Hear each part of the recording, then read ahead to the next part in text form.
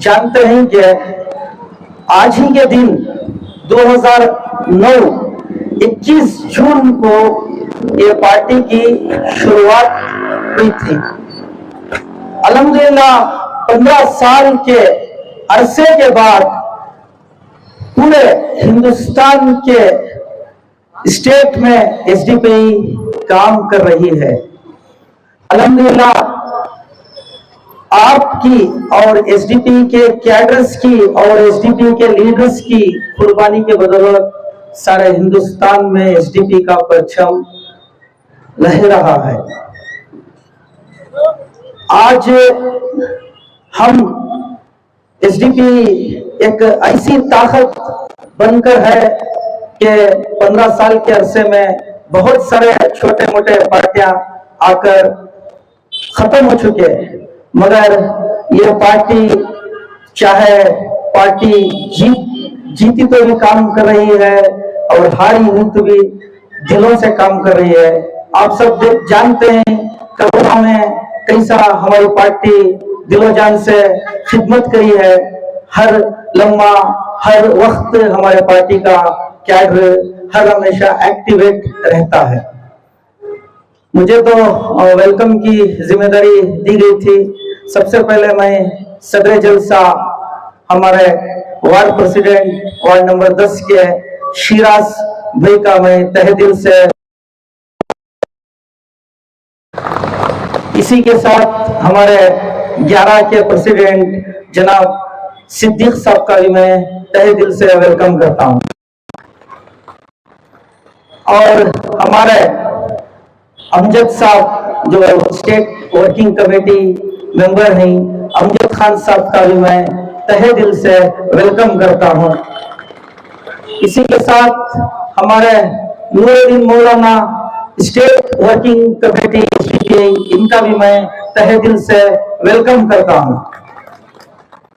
इसी के साथ हमारे डिस्ट्रिक्ट के ट्रेजरर यमन फिरदौस साहब का भी मैं तहे दिल से वेलकम करता हूं। इसी के साथ हमारे क्रिश्चियन कम्युनिटी के लीडर, हमारे डिस्ट्रिक्ट के लीडर जनाब ज्ञान प्रकाश साहब का भी मैं तहे दिल से वेलकम करता हूं। इसी के साथ हमारे मैसूर डिस्ट्रिक्ट के लीडर जनाब मंसूर खान साहब का भी मैं तहे दिल से वेलकम करता हूं। इसी के साथ हमारे डिस्ट्रिक्ट लीडर सुहेल खान साहब का भी मैं तहे दिल से वेलकम करता हूं। और हमारे एसडीटीवी के वाइस प्रेसिडेंट जनाब अमीन सेठ साहब का भी तहे दिल से मैं वेलकम करता हूं। इसी के साथ हमारे नवीन भाई, हमारे 11 नंबर के वाइस प्रेसिडेंट, इनका भी मैं वेलकम करता हूं। और सिकंदर खान साहब वार्ड नंबर 10 के सेक्रेटरी, इनका भी तहे दिल से वेलकम करता हूं।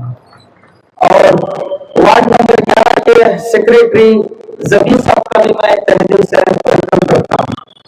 और तमाम मेरे 10 नंबर के कैडर्स और हमारे अवाम और मेरे माँ बहनों और मेरे दूर दूर बैठे भाइयों का भी मैं तहे दिल से वेलकम करते हुए अपनी जगह लेता हूं।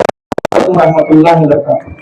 किसके इस्लाम को बदनाम किया जा रहा है, किसके खिलाफ आए दिन फीमें निकाली जा रही हैं, इस्लामोफोबिया का गंदा नजरिया किस कौम के खिलाफ पेश किया जा रहा है, किसके बुजुर्गों को गाली दी जा रही है, किन के मसाजिदों को।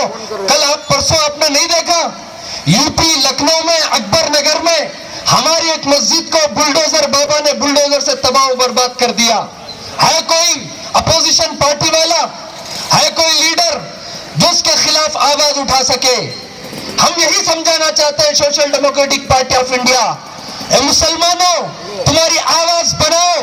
कब तक दूसरी पार्टियों की दरी बिछाते रहोगे?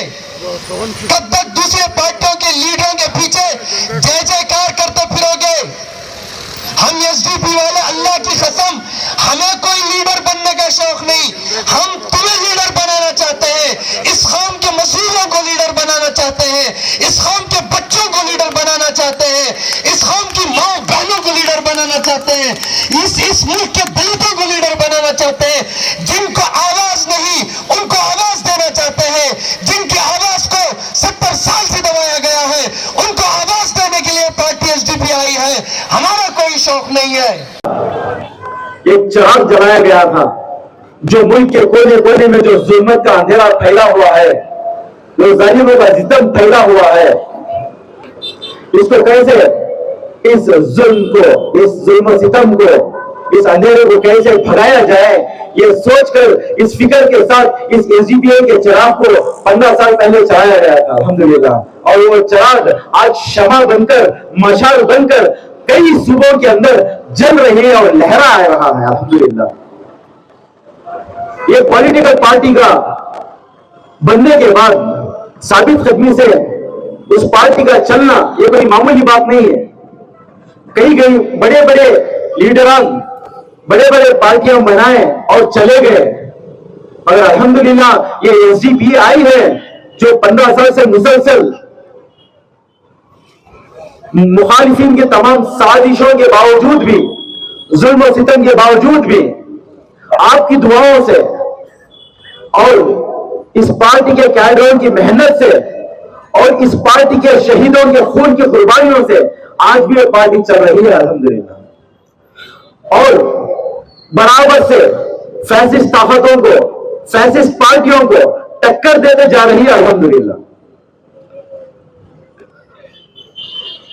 आप देख सकते हैं तकरीबन 70 पर 5 साल से ये जो कौम है, जो मुस्लिम कम्युनिटी,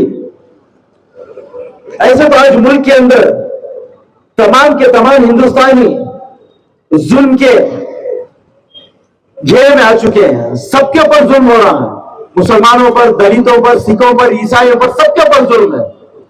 मगर मुसलसल सबसे ज्यादा जो तशद्दुद किया जा रहा है, सबसे ज्यादा जो टारगेट किया जा रहा है, वो मुसलमानों के ऊपर है। वजह क्या है कि मुसलमानों के ऊपर ज्यादा टारगेट किया गया है, मुसलमानों के ऊपर ज्यादा जुल्म किया जा रहा है। मुसलमानों की औरतों के साथ, उनकी इज्जतों के साथ, उनके लिबास के साथ, नमाज के साथ, मस्जिदों के साथ, कुरान के साथ क्यों मुसलमानों के ऊपर ज्यादा किया जा रहा है?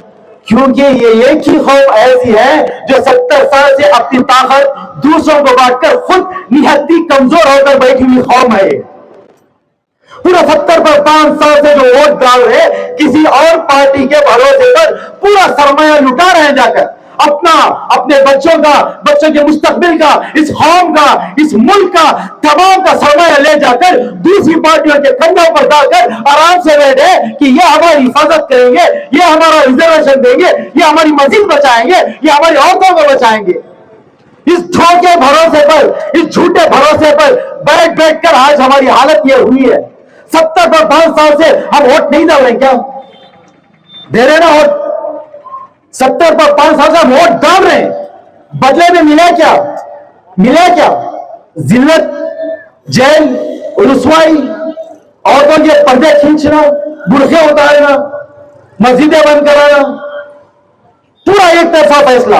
अरे ये मुल्क को जमहूरी मुल्क है, यहां पर जो संविधान है, कॉन्स्टिट्यूशन है, यहां हर एक बाशिंदे को, यहां पर रहने वाले हर एक को अपने मजहब पर जीने का हक है, मजहबी आजादी है, अपने लिबास की आजादी है, खाने की आजादी है, बोलने की आजादी है। हमें इस मुल्क का संविधान देता है, यहां का दस्तूर देता है। चलो भी जो पार्टी रूलिंग है वो तो फैसिस्ट है, वो तो संविधान के खिलाफ है, संविधान विरोधी है, इस दस्तूर के खिलाफ काम करने वाले हैं। आप जो कांग्रेस वाले जो हमारा वोट लेते हैं, आपको क्या ये समझ नहीं आता कि ये कम्युनिटी हमें वोट देकर जिताने वाली, जिस कम्युनिटी के ऊपर जुल्म हो रहा है, हम उनका साथ दें, हम उनके खिलाफ बात करें, हम उनके हक में आवाज उठाएं। हाल ही में जो हालात, मैं मुल्क के नहीं बात करता, कर्नाटक के अगर हालात ले ले, अभी हाल ही में जो एमएलए इलेक्शन, विधानसभा इलेक्शन हुए, इस विधानसभा इलेक्शन में पूरे के पूरे कर्नाटक के मुसलमान एक होकर एक तरफा वोट किए, तब जाकर कर्नाटक से बीजेपी का सफाया हुआ, कांग्रेस वजूद में आई। और वजूद में आने के बाद जितने पेंडिंग फाइल्स थे, बिल्स थे, जो कैबिनेट में बैठकर बीजेपी वालों ने जो डिसीजन लिए थे, इसको कैंसिल कर सकते थे ना। हुआ क्या? 2B रिजर्वेशन का मसला क्या हुआ? अभी भी बाकी है, हिजाब का मसला अभी भी बाकी है। अरे मैं ये बताना चाहता हूं आप लोगों को, आप सोचे समझे कि कैसे हमें चॉकलेट दिया जा रहा है, कैसे हमें बेवकूफ बनाया जा रहा है। ये जो पार्टी बनी SDPI, social democratic party of India, हमने एक नारा भी लगाया, एक थे भूख से आजादी और खौफ से आजादी। अब बताओ, पूरे 75 साल से कोई एक पार्टी बताओ जो हमारी भूख को मिटाने के लिए काम करने वाली हो, है? बहुत सारे गवर्नमेंट गिर गए, पता नहीं, गारंटी नहीं कि कब कांग्रेस के 50 MP बिक जाए और बीजेपी में चले जाए। ऐसे हालात हैं। ऐसे हालातों में, जैसा मैं पहले कहा कि दलित और मुसलमान, खासकर इन दोनों कौमों का पुरसाने हाल नहीं है। अगर इनकी भलाई होना है, ये भी तरक्की की ओर जाना है, अगर भारत का संविधान बचना है, तो हमें पॉलिटिकल अल्टरनेटिव की तरफ सोचना है। आपके सामने पिछले 15 साल से अपने आप को एक बेहतरीन अल्टरनेटिव के शक्ल में SDPI पेश करते आई है। अगर आप एक सही अल्टरनेटिव चाहते हैं, मुसलमान और दलितों का स्वाभिमान या वजूद को बचाना चाहते हैं, या भारत के संविधान को बचाना चाहते हैं, या मुसलमानों को पॉलिटिकल रिप्रेजेंटेटिव दिलाना चाहते हैं, पॉलिटिकल रिजर्वेशन दिलाना चाहते हैं, तो SDPI का साथ देना होगा। उम्मीद है आप मुसलमानों को पॉलिटिकल रिजर्वेशन के हक दिलाने के लिए एक सोच को, एक आंदोलन को भारत भर में फैला रही है, इसके रुख में काम करने जा रही है। दलितों को सही मायने में उनका रिजर्वेशन, पॉलिटिकल रिजर्वेशन है, मगर सही मायने में वो नहीं है। जैसा आजादी से पहले के पार्लियामेंट में सेपरेट कॉन्स्टिट्यूएंसीज उनके लिए थे, SC/STs के लिए, और फिर से अगर आना है तो आप सभी से मैं गुजारिश करता हूं कि SDPI का साथ दें। जय भारत, जय SDPI। शुक्रिया। अल्हम्दुलिल्लाह, आज जो हमारा फॉर्मेशन डेट था, बहुत ही राजू नगर के अंदर एक सक्सेसफुल प्रोग्राम हुआ। यहाँ की अवाम भी बहुत आकर, खासकर हमारे माभाना जो राजू नगर के लोकल्स आकर हमना ये एक वार्ड वाइज प्रोग्राम था, बहुत हमना सपोर्ट करे।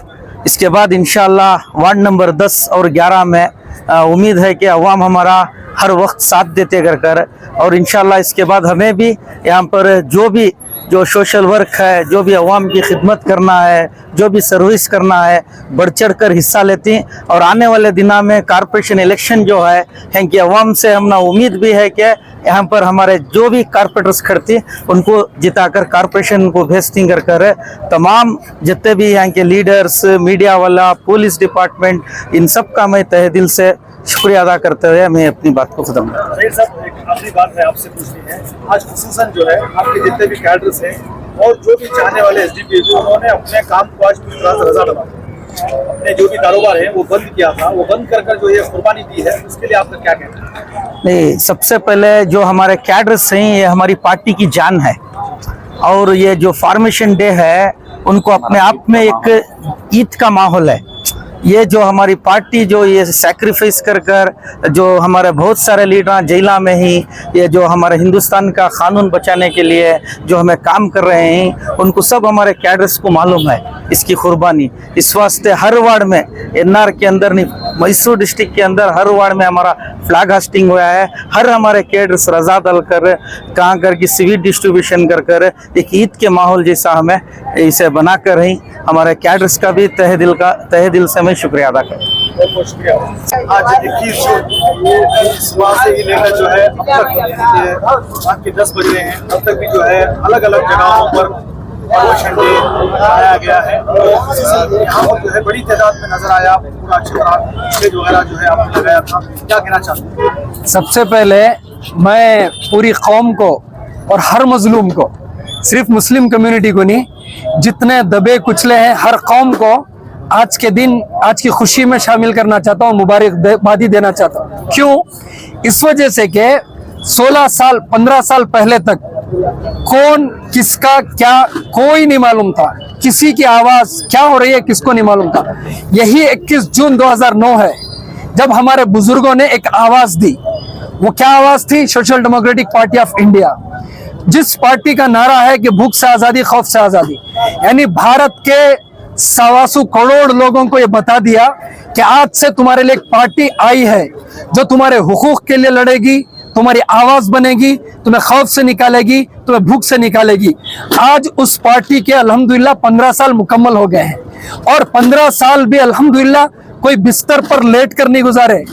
15 साल जेलों में, 15 साल रास्तों में, 15 साल कोर्टों में, 15 साल केस लगाते हुए, यानी कुर्बानी देते हुए, शहादत से लेकर केस तक, जेलों से लेकर रास्तों तक, हर तरह की जद्दोजहद के बाद आज अल्लाह का शुक्र है 16वां साल बनाने की अल्लाह ने हमें तौफीक दी है। आज इस ऐसे खुशी के मौके पर मैं पूरे भारत के मजलूमों को और पूरे भारत के लोगों को इस खुशी में मुबारकबादी भी पेश करता हूँ, शुक्रिया भी अदा करता हूँ और कहना चाहता हूँ कि आज के दिन आप भी हमारी पार्टी में शामिल हो। हमारी पार्टी ये किसी लीडर, ये किसी खानदान, किसी फैमिली, किसी कम्युनिटी की नहीं है। ये डेमोक्रेटिक पार्टी ऑफ इंडिया है। इसमें हर मजलूम आ सकता है, हर नौजवान इसमें आ सकता है। मैं आज इस मुबारक यानी पार्टी के मुबारक दिन में हर जितने भी मेरा वीडियो देख रहे हैं उन सबसे कहना चाहता हूं, अव्वल वक्त में अपनी एक पॉलिटिकल ताकत बनाएं, अपनी एक अल्टरनेटिव सियासत को समझें। अगर वो कोई पॉलिटिकल पार्टी अल्टरनेटिव सियासी पार्टी है तो सिर्फ और सिर्फ social democratic party of India है। सर 15 साल में नशीब और फराज, जैसा कि आपने तकरीर में कहा, तो ऐसा होता है, लेकिन आप कहाँ तक इतने बचे और आने वाले दिनों में कैसे लग रहा है? आप लोग आपके करीब हो रहे हैं? मैं 100% नहीं 200% यानी 200% मुतमईन हूँ, क्योंकि हर तहरीक का हिस्सा नशेब फराज है।